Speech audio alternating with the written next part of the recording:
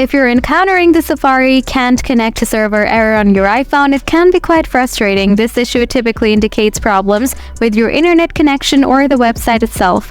Here are steps to troubleshoot and resolve the problem. Solution 1. Check your internet connection. Ensure your iPhone is connected to Wi-Fi or cellular data. Open Control Center. By swiping down from the top of the screen, turn on airplane mode for 10 seconds, then turn it off.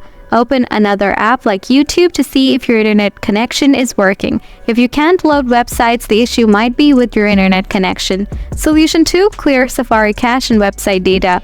Open Settings on your iPhone, scroll down, tap Apps, scroll down and find Safari. Tap Clear History and Website Data. Confirm by tapping Clear again.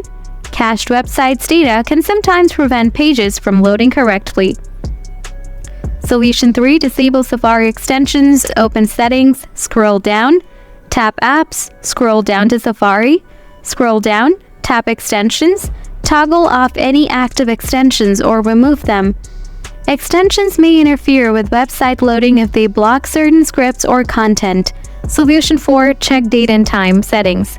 Go to Settings, scroll down, and tap General, scroll down, tap Date and Time. Toggle set automatically to on. Incorrect date and time settings can cause problem with websites that require security certificates. Solution 5. Disable VPN or proxy. Open Settings, scroll down, tap General, scroll down, tap VPN and Device Management. Turn off VPN or proxy settings if applicable.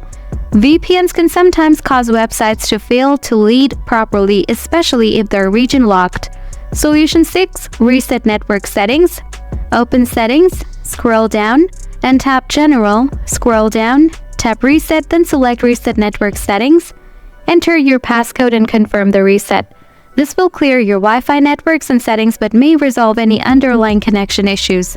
By following these steps, you should be able to fix the Safari can't connect to server error on your iPhone. If the problem continues, consider contacting your internet service provider or Apple support for further assistance.